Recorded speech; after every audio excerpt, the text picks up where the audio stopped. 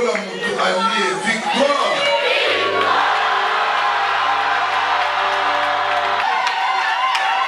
Bandoki babebisaka mingi bato baza na mapamboli kana mingi te. Yoka litato mpe mpona nakosaka te mosu bato nalaki obela na nsima obota libumu evingelanga après inisat na ye nakei na hôpital babeza séance de foi nayaki a nayebisi papa bandi mpe baséance ya prière libumu mpe ekita baonekomisa nzambe etela yesu maboko basoki kati na baboko kangi tokosala ndenge tosalaka nzambe azwa lokumu. Nous sommes aujourd'hui dans les derniers jours. On a jeune à 21 jours il y a l'an 2018. Pour les jeunes des 21 jours, il y a pour la côte de Nazomi na Mwambe. Pendant tous ces moments, nous étions ici. Nous avons reçu l'enseignement. Et le terme est la prière écrase toutes sortes de barrières nocturnes.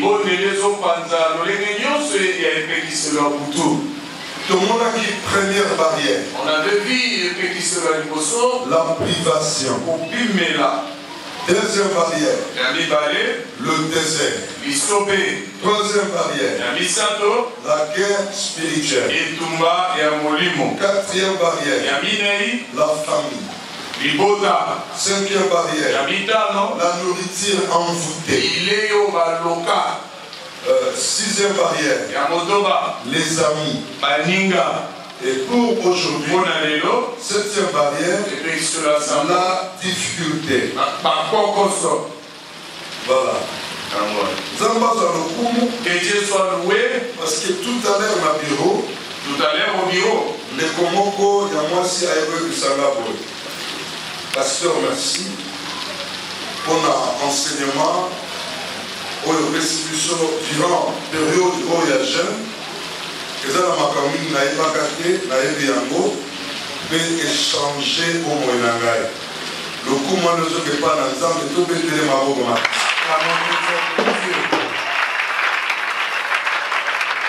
La difficulté, quoi qu'on soit, les alliés, septième barrière. Les alliés pékisero, il y a ça mot. À chaque fois, à chaque fois l'homme a les pensées de progresser, avec des pensées d'avancer, de s'épanouir. Quelque part, et si Kamoko, il rencontre la barrière qu'on appelle difficulté. À chaque fois que vivre à l'aise, tranquille, dans l'entourage, à l'aise, tranquille dans son entourage, il va rencontrer la barrière qu'on appelle difficulté. La Bible dit la fin d'une chose vaut mieux que son commencement. Au nom de Jésus, aujourd'hui, la Congo n'a toute barrière, difficulté,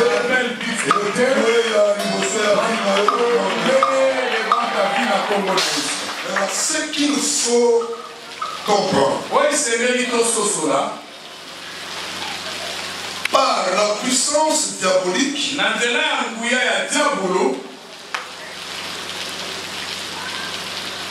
l'affaire devient difficile.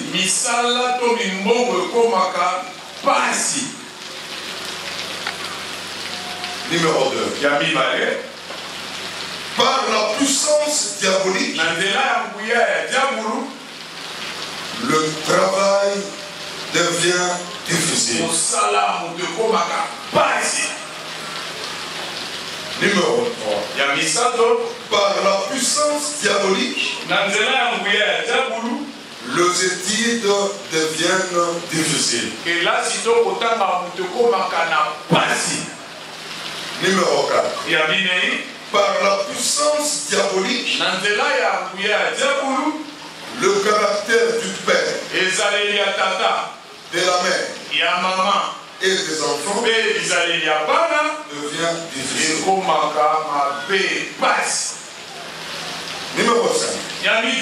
par la puissance diabolique, l'argent devient difficile. Numéro 6. Par la puissance diabolique, le mariage devient difficile. Numéro 7. Par la puissance diabolique, tout devient difficile. Le grand rôle de Satan est de rendre ce qui est facile difficile.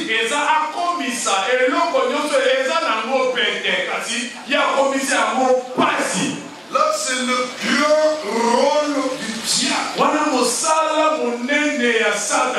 Oh, ils sont faciles. Ce qui est facile. Et ça là facile pour nous. Cela est facile pour toi. Et comme ça là facile pour nous. Ça sera facile pour toi. Et comme ça là facile pour nous. Ça sera facile pour tes enfants. Et le diable Satan. Diable Satan va comme ça difficile. Va les rendre difficiles. Exemple. Nakisa. Il y a mon cœur à couper ça. Typique que je vais donner.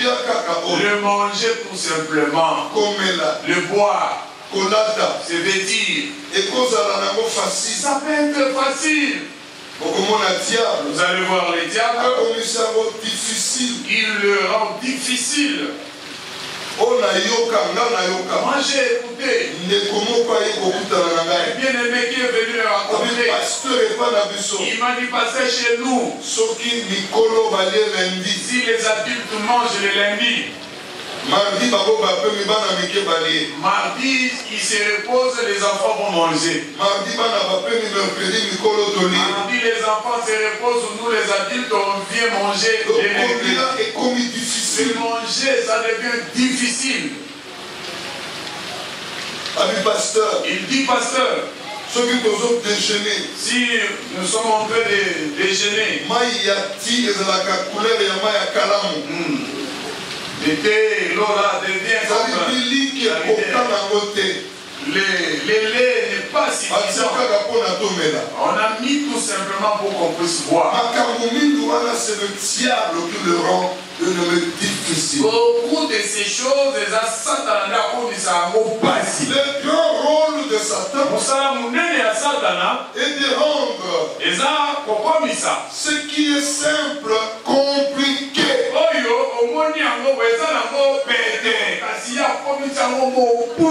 Exemple, il y a mariage. Il y a plusieurs familles. On a pris les mariages, les fécondités qu'on a mis dans des marmites nocturnes. Alors, oui. Au lieu de mariage, c'est simple. Au lieu que les mariages simple pour tout le monde. Et comment difficile. Cela est devenu difficile. De comment on ensemble la bonne Nicolo Yaza. Je suis en train de prier pour un bien-aimé. Il a constaté dans leur famille, leur grand-mère, leur maman, et puis elle, difficile. Le mariage est difficile. L'homme va te la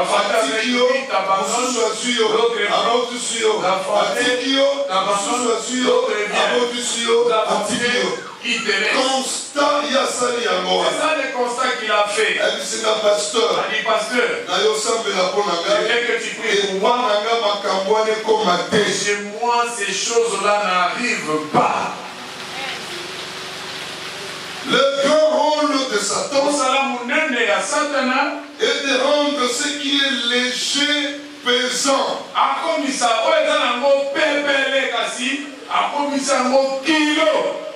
Mini bazo voyager bakena bango na pete. Beaucoup voyagent, ils sont allés avec beaucoup. Et comme on a tour na yo, arrivera à ton tour, makambe komi kilo. Les choses deviennent pesantes. Le grand rôle de Satan est de rendre ce qui est faisable infaisable.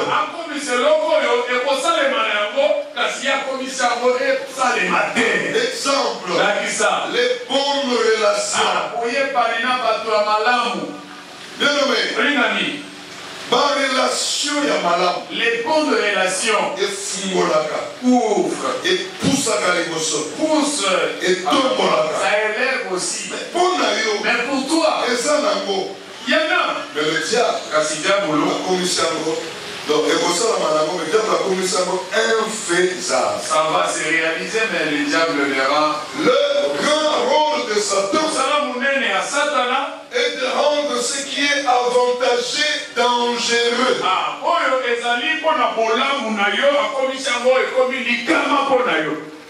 Exemple.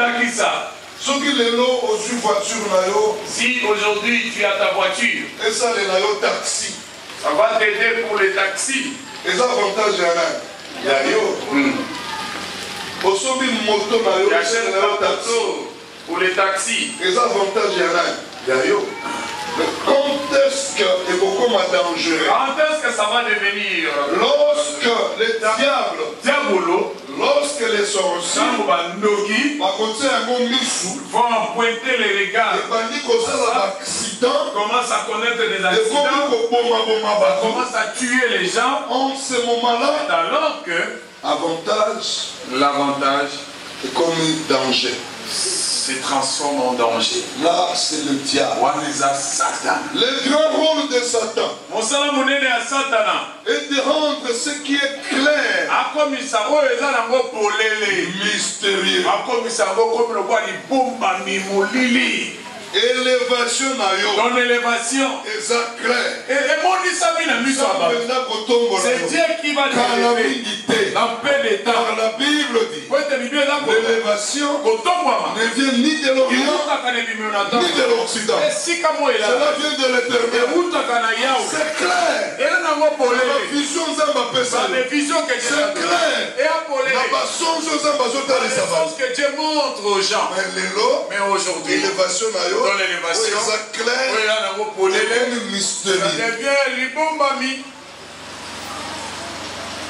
Le grand rôle de Satan est de rendre ce qui est accessible inaccessible. Exemple. Le rencontre avec les grands. Les grands de notre pays ou les grands de ce monde. Comme nous sommes ici, les autres ici vont rencontrer des grands. Là où beaucoup ne sont pas passés, toi tu vas passer. Mais ce qui est accessible pour le monde, c'est là pour le voir. Comme inaccessible. Ça devient inaccessible. Lui-même dit, il y a 11 heures. Non, il n'y a pas. Je vais te laisser. Tu arrives à service. ces services. Il va donc compliquer. Comment ça te complique? Il y a la chose là. Lui t'entend. Donc, à cause de la makambo, mokili mobimba, et yambi yango, et nibini yango, il peut faire des choses que le monde entier les reçoit et puis il va aller plus loin. Mais le diable fait que ces talents que tu as, ces dons que tu as, cette grâce que tu as, et or, il faut aller à la avec son talent, sa grâce, son don. Comme la Bible dit, celui qui travaille à l'hôtel,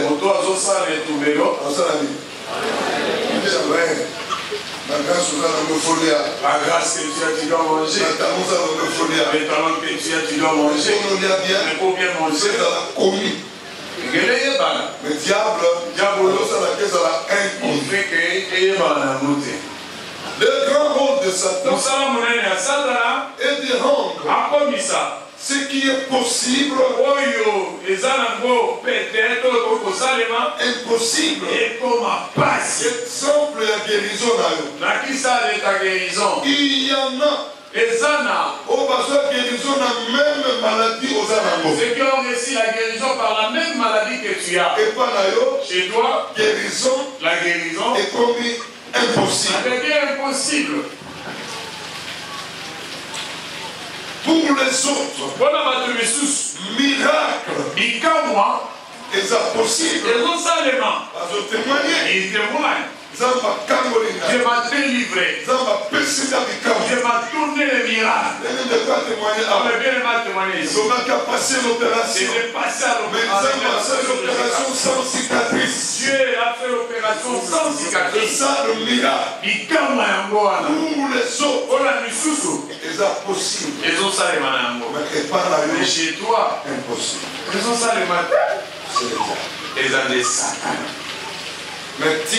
Mais laisse ce matin, laisse la fin il y a 21 jours. À la fin de ces 21 jours, difficile. Pas si beau, facile compliqué pour la simple au nom de Jésus. Qui pèse pour la il est lésion au nom de Jésus.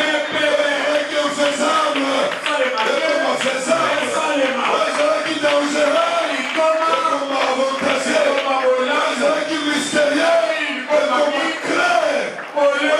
Inaccessible, accessible, qui m'ont fait, qui m'appelle, qui est inconnu, qui est connu, qui est possible,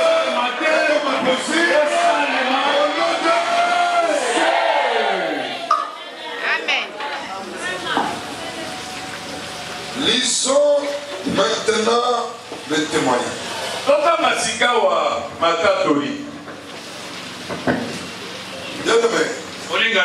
Il y a deux personnages dans la Bible.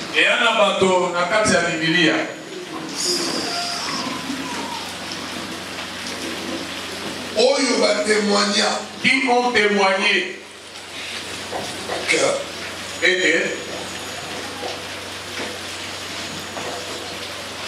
et pas chez Dieu, impossible. Tout ce qui est impossible, et comme possible. Ça devient possible. Est-ce que tu le crois aussi? Le témoin numéro 1. Notre Seigneur Jésus-Christ. Matthieu chapitre 19, verset 26.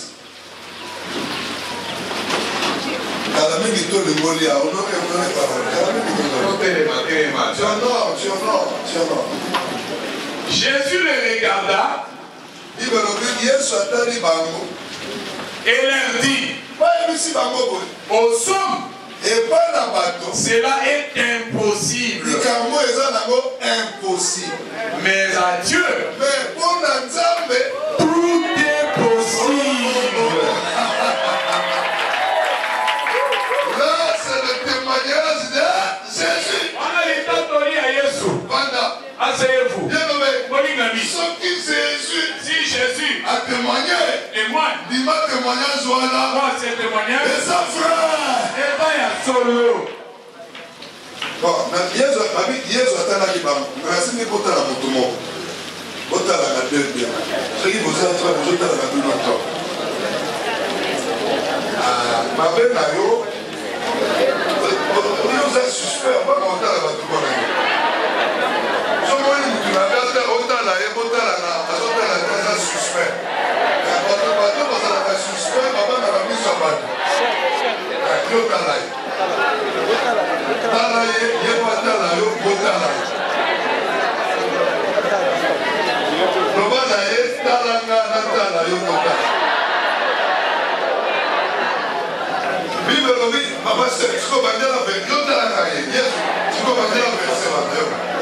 Jésus le regarda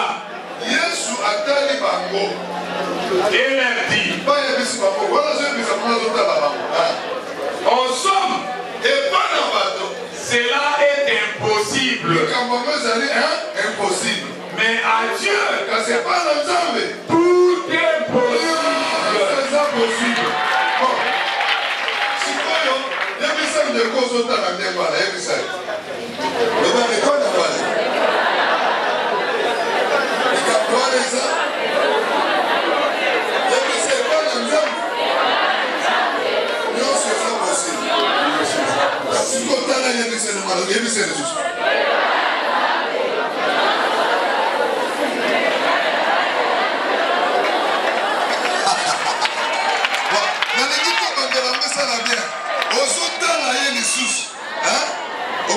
Aye.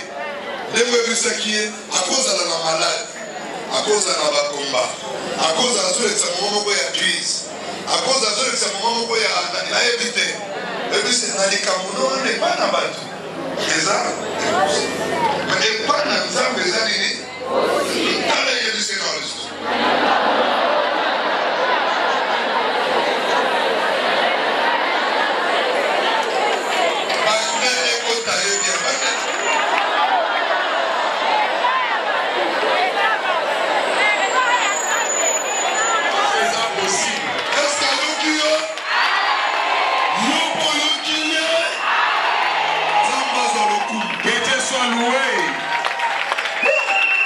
Alléluia. Amen. On est un premier témoin. Là c'est contato le riboso. Jésus-Christ. Jésus-Christ. Ayebisi mokili. A dit au monde. Et pas na bateau. Aux hommes. Dit que moi c'est possible. Cela est impossible. Les adieux c'est impossible. Tout est possible. Bien nommé. Mécanicien à bateau. Et penser des choses. Ne sont pas celles de Dieu.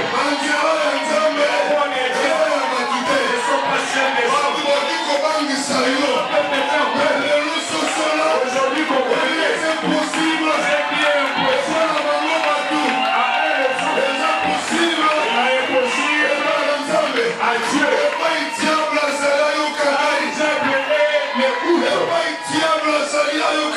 Il est qui m'écoute. C'est Dieu, Dieu. C'est que toi, Dieu. Il est impossible.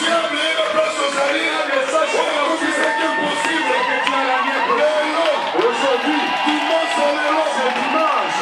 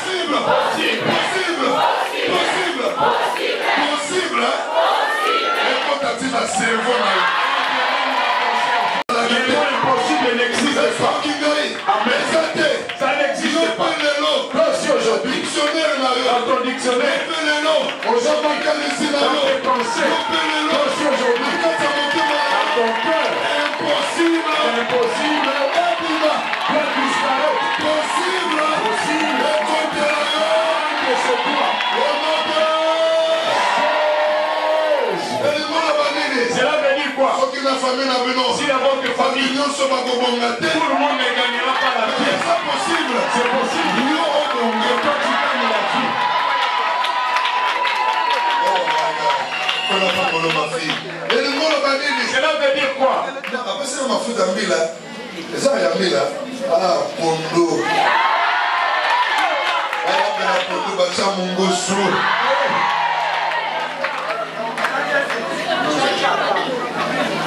Si dans votre famille, on a ensorcelé que tout le monde n'avance pas. L'avancement impossible est devenu impossible pour eux. C'est toi.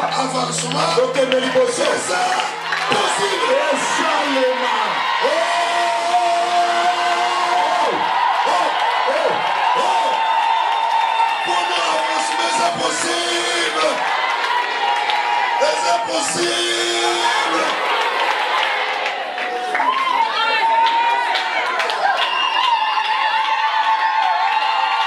C'est possible. Et que ça, les mains. Rien et l'autre côté est impossible à Dieu. Tout est possible. Écoutez, il y a une condition. La Bible dit tout est possible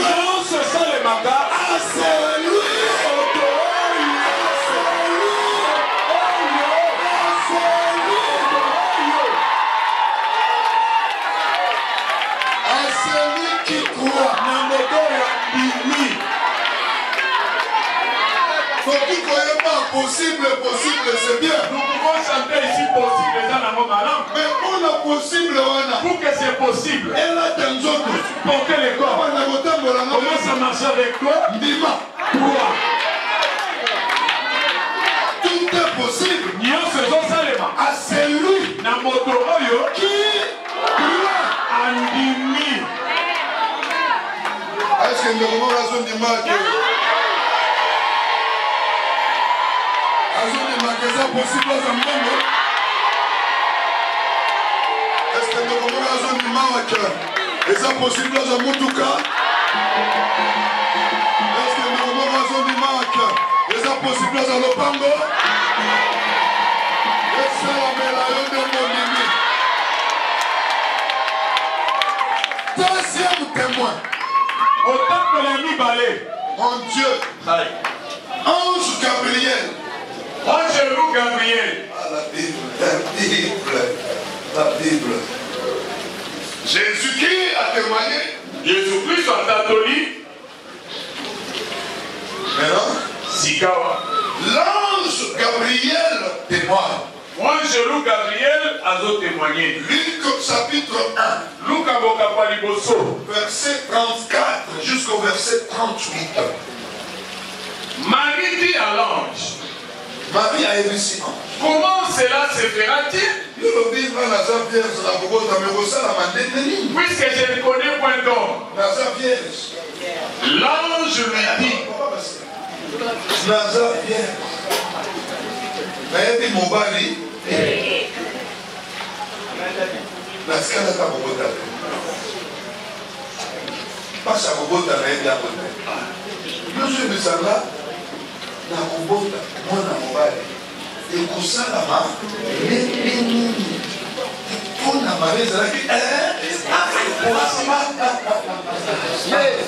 Quand on a 10 000 $, mais coûte $100 on a je veux savoir 100 000.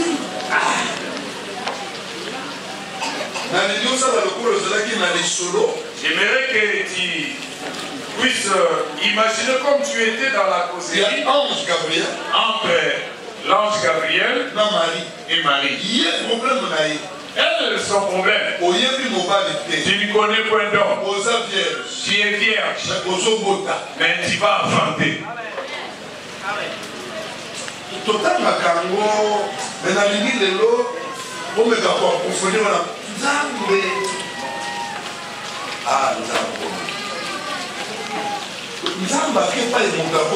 Parce qu'il est allé là où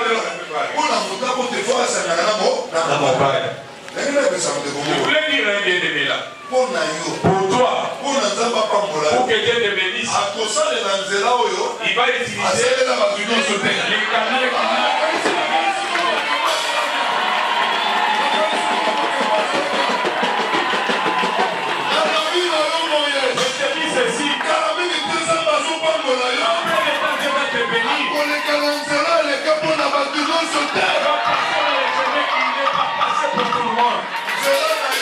Dans le chemin, et ça sens unique. Et au sens unique.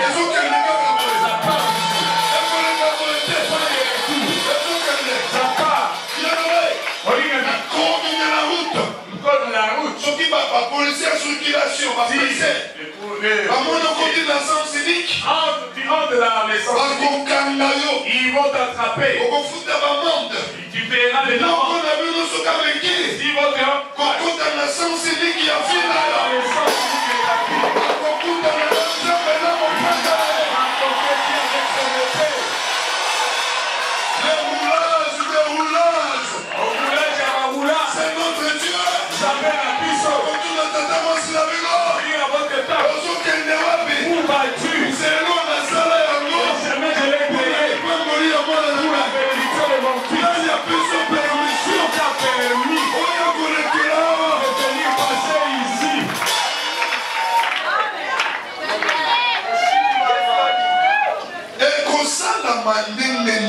comment cela va se réaliser? Quelque part, Marie avait raison. Si quand mon père Marie a l'homme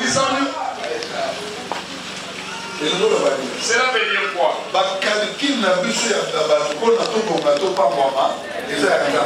calculs à nous les hommes pour gagner la vie, être bénis, ce ne sont pas les calculs de Dieu. Dans la tête de tout et chacun, comme nous sommes là, que tu aies une grande grosse tête, avoir un visage rond, on appelle ça la tête. Dans la tête de tout le monde tel que nous sommes là, chacun a ses raisonnements, a ses calculs. Là c'est Marie. Naturellement, pour la intervention, il faut les soumis de l'homme. C'est dans ces pensées. Il y a une intervention de quelqu'un ou pas. Il peut faire quelque chose. Rien n'est impossible. Et l'homme comme on peut ça ne met pas ça.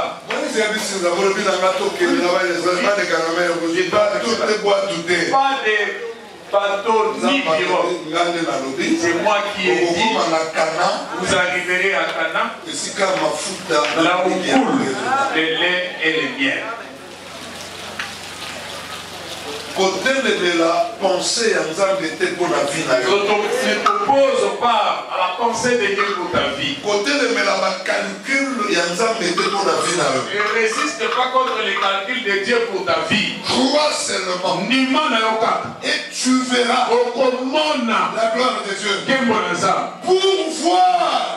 Pour voir la gloire de Dieu. Écoutez, dans la gloire, il y a l'élévation. Dans la gloire, il y a la guérison. Dans la gloire, il y a l'élévation. Dans la gloire, il y a la richesse.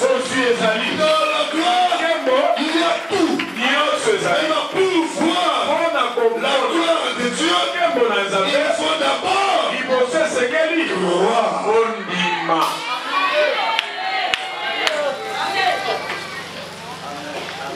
Ange a aidé sur Marie, réponse. L'ange me répondit, le Saint-Esprit viendra sur toi et la puissance du Très-Haut te couvrira de son ombre. C'est pourquoi le Saint-Enfant qui naîtra de toi sera appelé Fils de Dieu. Voici Élisabeth, ta parente, a conçu elle aussi un fils en sa vieillesse. Elisabeth Mwasana. Na mobali na mwasi mibande, mwasi aleka ménopause. Le même ange Gabriel, oya kedaka pa Elisabeth, et pas Zacharie. Vous voyez c'est Zacharie. Pour dire à Zacharie. Mwasi na yo. Ta femme. Malgré beaucoup mibande. Malgré vous êtes devenu. Zambe loka de la rabatuba souka na bango. Il attend que les gens la makambo. Pour commencer à agir. Moi je suis là, c'est pas le colo souki. C'est pas une démo souki. Ça me passe la gamuta comme la souka. Vous commencez à faire des choses. Zacharie, Elisabeth, comme la souka, sont arrivés au bout. Dieu est béni. Zacharie. Moi c'est là. Ta femme deviendra enceinte. Zacharie accepte d'aimer. Zacharie a un souverain sacrificateur. Et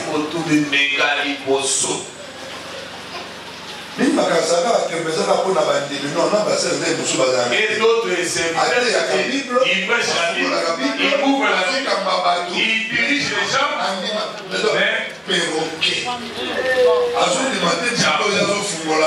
ne prend pas la Bible avec vous.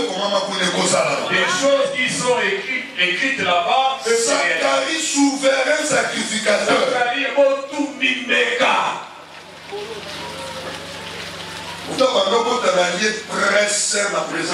C'est lui qui est entré dans les lieux très saints à la présence.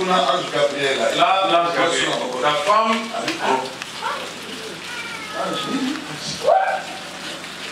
Nous sommes déjà de Dieu. Moi je suis Gabriel. Je me tiens devant Dieu. Tout ce que j'ai dit, c'est Dieu qui m'envoie. Descends par comme tu as goûté. À partir d'aujourd'hui, deviens bioué.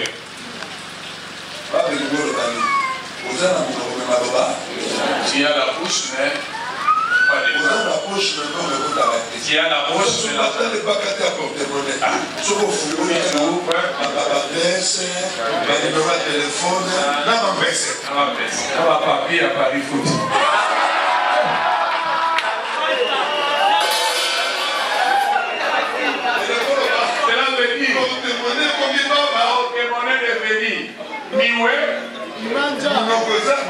la bouche est là, mais les paroles ne sont pas.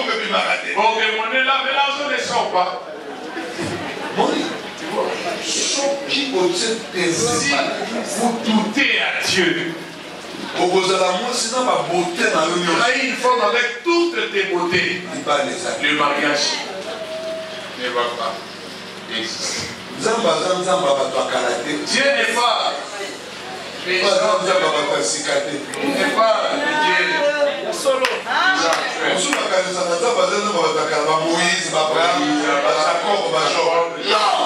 La Bible dit, Dieu est là pour ça.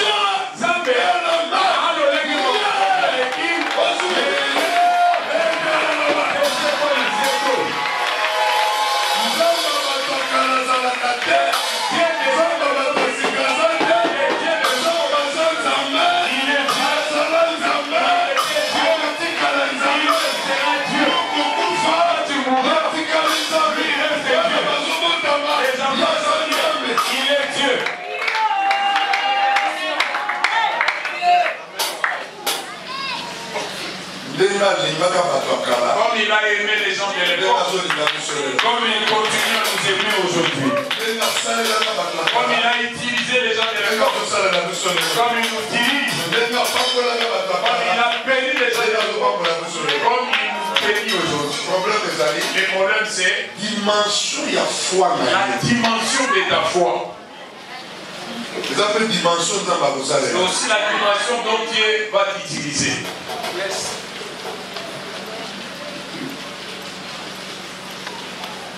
Zacharie. La bouche est là.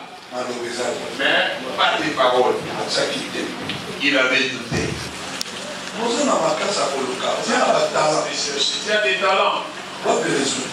Le résultat est où? Il n'y en a pas pour être aux autres dans le télé. Oui. Tu prêches la parole. Il n'y a pas de miracle. Pas de signe. Parce que tu doutes. Premier ennemi, il y a un celui qui la Bible dit celui qui s'approche de Dieu croit que Dieu existe. Et qu'il est le rémunérateur de ce qu'il est.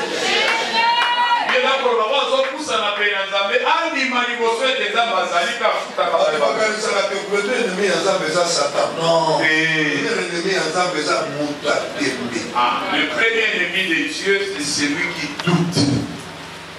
Le diable vient après. Seigneur, vous l'avez ici. ABC Marie, oh mon Dieu. On dit que même Dieu de moi, Elisabeth, Nekonayo. Il y a beaucoup d'autres gens et celle qui était appelée stérile, oh, il y a Benamaka. Mon Dieu, mon Dieu. Oh, il y a Benamité. Mais oh, il y a Benamaka. L'homme de l'église. Pourquoi le gars Benamaka? Parce que Azar Soussou, stérile. Azar déjà Jean-Baptiste dans les mots. Oh, il y a Benamaka.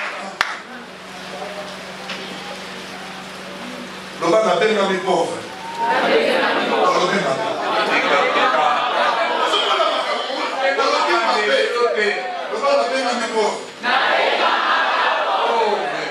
te. Et nous avons la foi, nous avons la foi. Nous avons la même célibataire.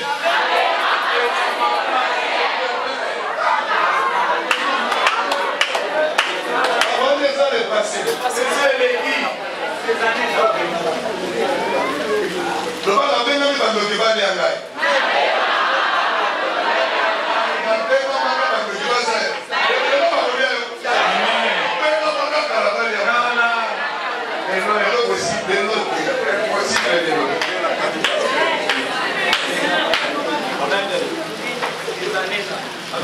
Elisabeth, il y avait un marque, c'était combat. Et dans son 6e mois, le 15e mois, il 6e mois. Mon tapis dans quel jour? Dans ma salle de colloque, je vais dire que vous devez aussi le 4e jour. Pourquoi quand Martine Gabriel, Maria comme le 6e mois? Le bateau là, c'est la monde. Vous les ouvrez tout le monde. Mon tapis dans la 4e jour.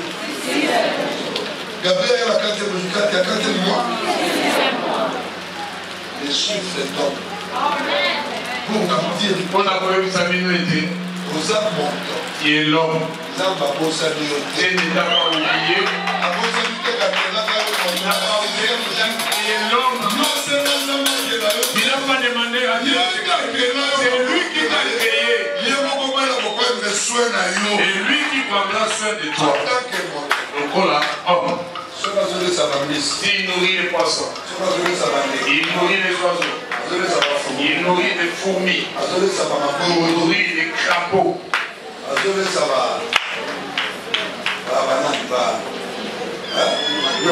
Tout. Toi aussi. Il prendra soin de toi. Car rien n'est impossible à Dieu. Gabriel. Témoignage, avec rien n'est impossible. Après le témoignage, il y a Jésus. Tout le monde est Gabriel va témoigner. Troisième témoignage. Il t'a donné un message. Job. Job 42, verset 1 à 2.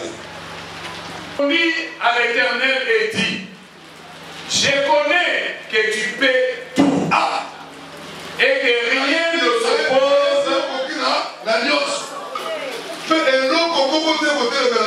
Rien ne s'oppose à tes pensées.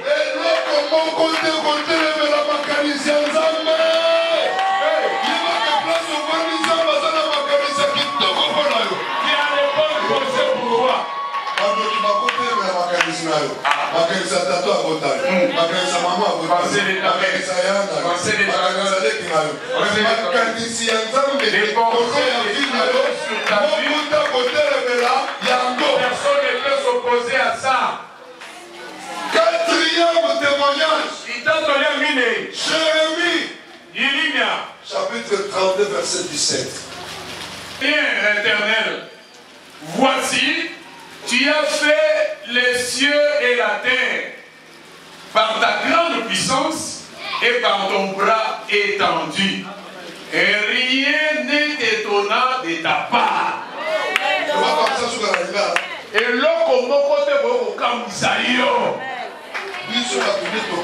c'est nous les humains. C'est nous. Mais chez Dieu, rien n'est étonnant. Alléluia. Amen. Rien n'est étonnant. J'ai pris Dieu aujourd'hui de faire des choses. Il va faire étonner les choses.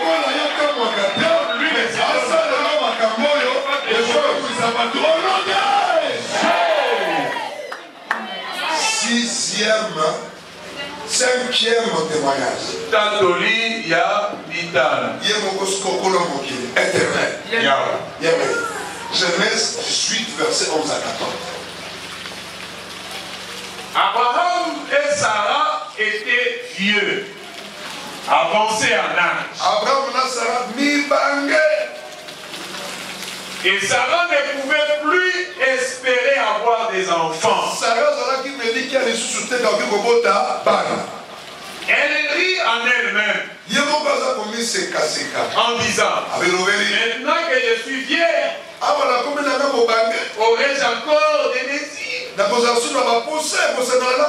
Mon Seigneur aussi est vieux. L'Éternel dit à Abraham, pourquoi donc Sarah a-t-elle ri? Normalement, c'est qui n'a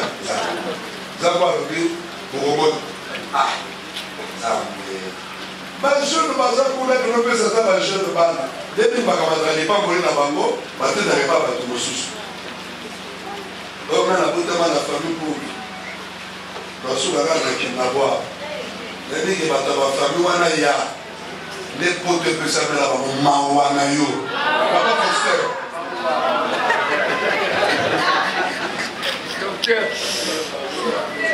En disant, est-ce que vraiment j'aurai un enfant, moi qui suis vieille? Est-ce que la vous appelez pour la Gana Zambo? Est-ce que la vous appelez pour Gana Zambo? Gana Zambo n'a pas la place boye. La vous appelez boye. Y a-t-il rien qui soit étonnant de la part de l'Éternel?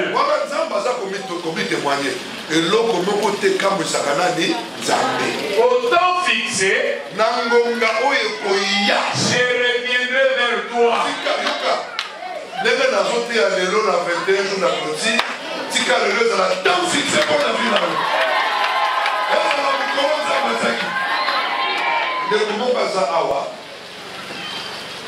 Comment le David, mais à l'autre, na frère ya jeune, à l'autre qui, avant de clôturer, bah tu vas la bureau on a vraiment mis sur ya kala, on va ça la bureau elle dit, tu tiens mon moto, et les autres sika, tu peux poser une autre ya sika. Est-ce que ça va faire la vie ensemble? Tu peux poser une autre ya sika, les autres c'est là. Ah yaka. Moi si à Nazao, moi si à frère que l'homme a sécurité, moi c'est Nazao. On dit la montre que ça a important.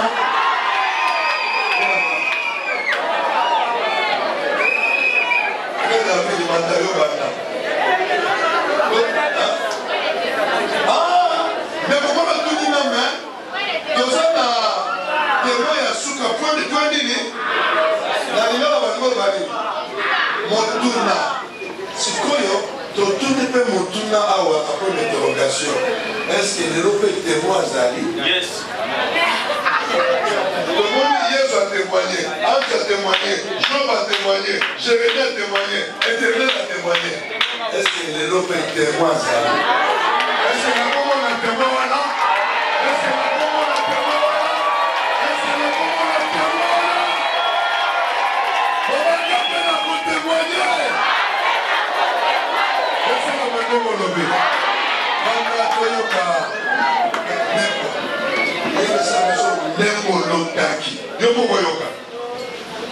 Shalom peuple de Dieu.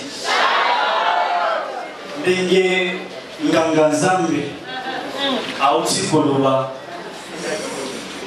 nayaki na semaine où on ezalaki prévu que na témoigner naye deux fois ngai nazalaka sentinelle epa na ye après avoir kosisa mosala oyo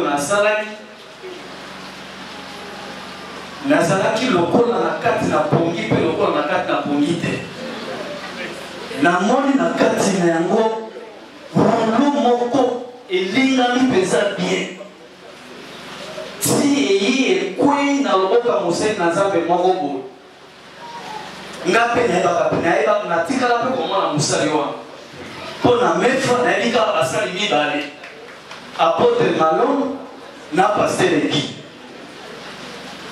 namoni na biro wana bafungoli yango bakomi vive DMF sikoyo bana na Nzambe babimisi biloko na bango ya ndako ndenge paster ataki koloba wana bakiti biloko ndenge na ndenge baye batuli yango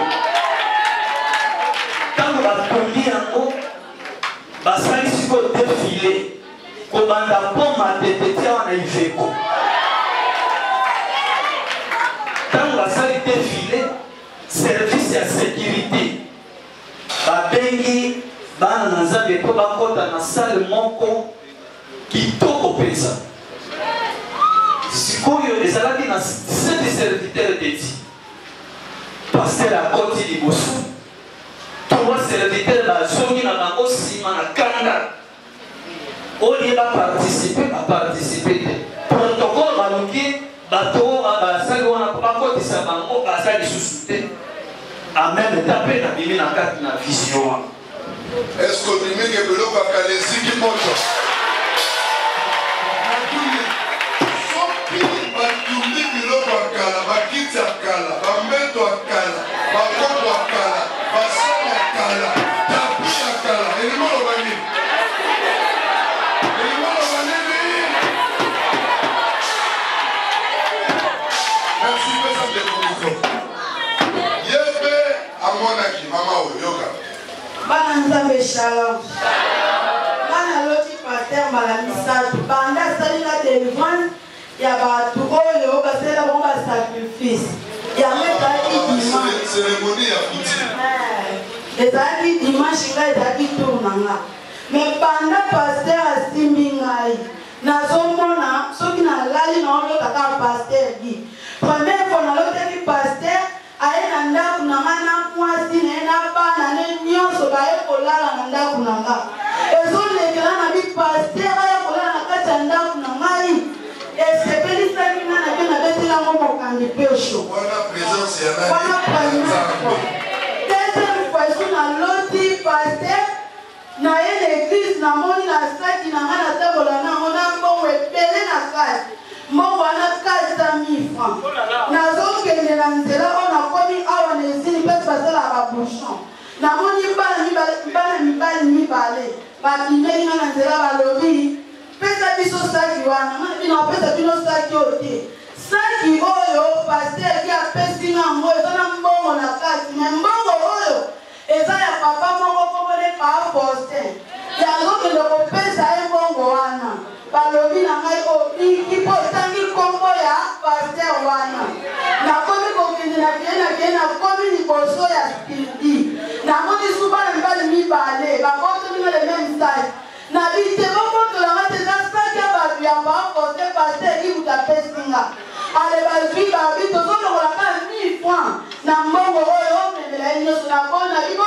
bolongolo eloko te mpo soki tena ekosala maka ekobebelaka bazongi babikende obikika mpona komba mutano ozotanga troisième fois na ngai eloko ezolekela ngai namoni biso nyonso bato basalaki biso badelivrance toza na paster aye abandi kokabolela biso bavarese akaboli bavarese mutu na mutu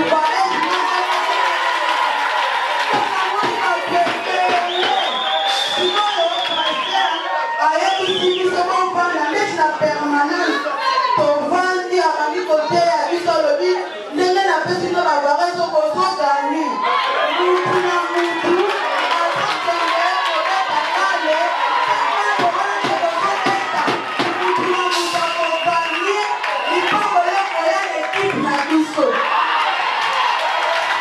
ekipe amefa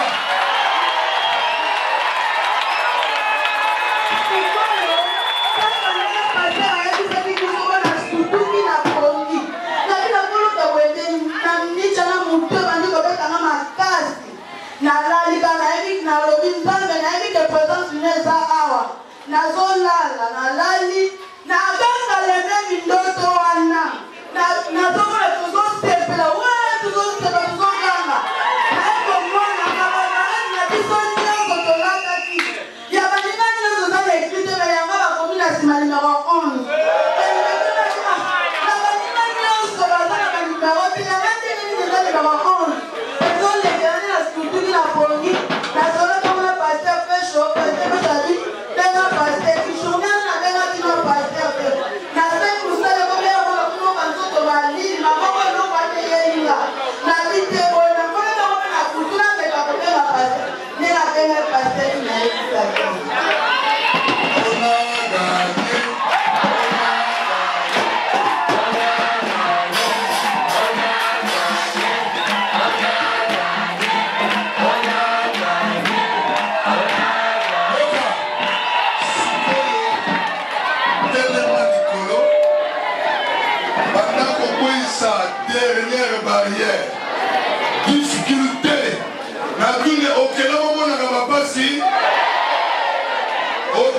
nyokomaka.